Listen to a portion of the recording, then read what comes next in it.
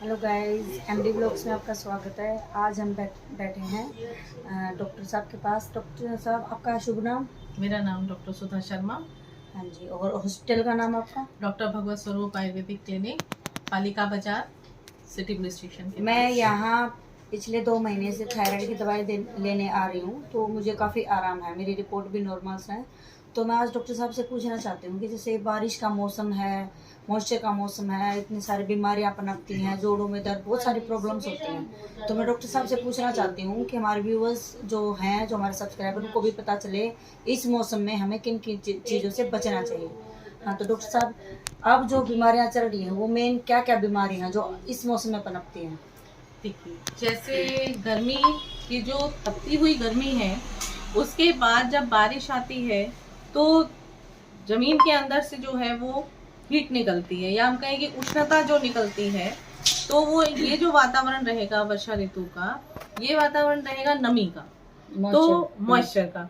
तो इसमें क्या रहेगा कि जो हमारा मौसम है उसमें भी आर्द्रता, गीलापन बढ़ना शुरू हो जाएगा, और हमारे यहाँ जो खेत हैं उनमें अपने आप छोटी छोटी फसलें होनी शुरू हो जाएंगी।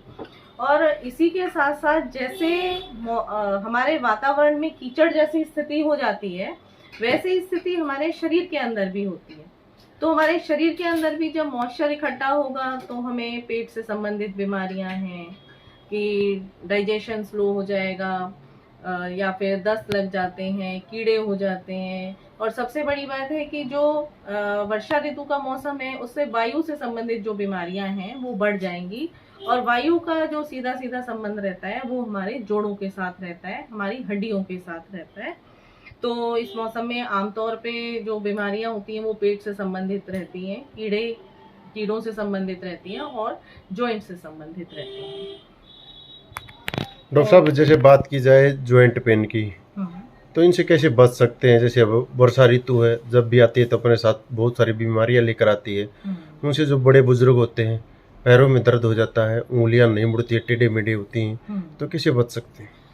देखिए, जो वात व्याधियां हैं उनका शुरुआत का समय तो वर्षा ऋतु ही होती है, क्योंकि हम जो है मौसम के साथ, जैसे ग्रीष्म ऋतु थी तो वहां जो खान पान था उसको हमें बदलना था। वर्षा ऋतु जैसे आई है तो हमें अपने खान पान पे ध्यान देना है कि हमें वात बढ़ाने वाला भोजन जो है, जैसे चना है, मटर है, पालक है, ऐसी सब्जियों को नहीं खाना चाहिए। सूखे अन्न का सेवन नहीं करना चाहिए। जैसे ग्रीष्म ऋतु थी तो ग्रीष्म ऋतु में हमें घी का सेवन करना चाहिए था, ताकि जो पित्त है वो हमारा जो है सम अवस्था में रहता। और इस अवस्था में आके जो वायु की वृद्धि है इसको कम करने के लिए हमें थोड़ी मात्रा में सरसों के तेल का सेवन करना होता है। अपने भोजन जो है वो कम मात्रा में करना होता है। ये तला हुआ भोजन नहीं खाना है। जैसे कि हम देखते हैं आम समाज में रहता है कि बारिश आई है तो पकौड़े बन रहे हैं, या जो भी हमारी तली हुई चीजें हैं वो हम उस समय तो खा लेते हैं, लेकिन उसके बाद जो है एसिडिटी होना या फिर पेट में जलन होना, ऐसी समस्याएं भी उसमें बढ़ जाती हैं। और आमतौर पे वो जो सबसे ज्यादा प्रभावित करता है वो हमारे जोड़ों को करता है, क्योंकि जोड़ों में ही वायु का स्थान सबसे ज्यादा रहता है। या कानों की समस्या हो जाएगी कि कानों में पस पड़ जाएगी बारिश की नमी के कारण। तो उन सब से बचने के लिए हमें रुक्ष अन्नपान का सेवन जो है वो कम करना होगा। डॉक्टर साहब, क्या गठिया बाव है, जो गठिया बाव होता है, उसका इलाज संभव है?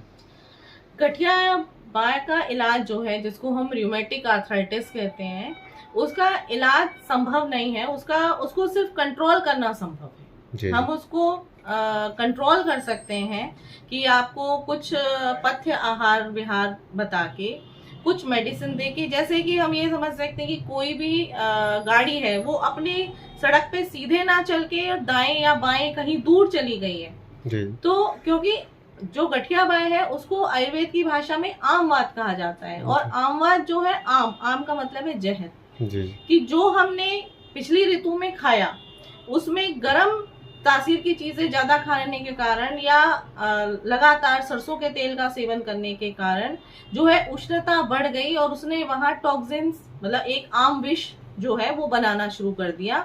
उसको जो स्थान मिला इकट्ठा होने का वो हमारे जोड़ों में मिला, और जो वो आम विष है वो आमवात के नाम से जाना जाता है, या हम उसको गठिया बाय कहते हैं। तो उसके लिए सबसे पहले हमें अपने आहार के अंदर जो परिवर्तन है वो जरूरी है।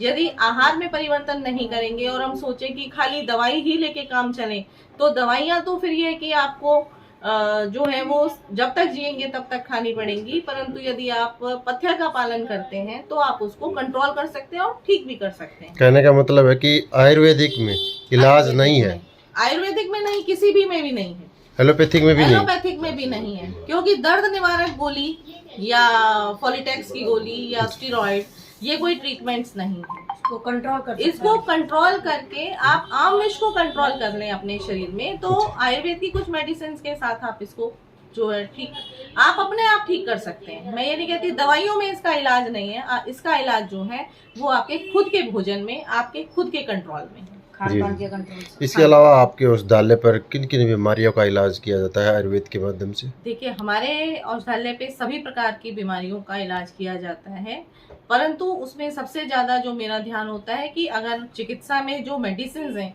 उसके साथ साथ में पथ्य पे ध्यान ज्यादा देती है, जी क्योंकि यदि आप पथ्य का पालन करेंगे तो ही स्वस्थ रहेंगे, जी अन्यथा तो फिर एलोपैथी की तरह आप दवाइयां खाते रहिए और स्वस्थ रहते रहिए।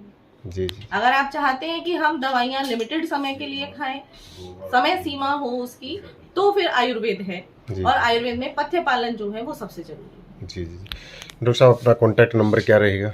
कॉन्टैक्ट नंबर जो है वो है 9416355854 94 163 55 814। इसी तरह की और अन्य जानकारी के साथ डॉक्टर साहब से हम फिर बात करेंगे, और ऐसे ही जानकारी प्राप्त करने के लिए आप बने रहिए MD ब्लॉग्स के साथ। बाय।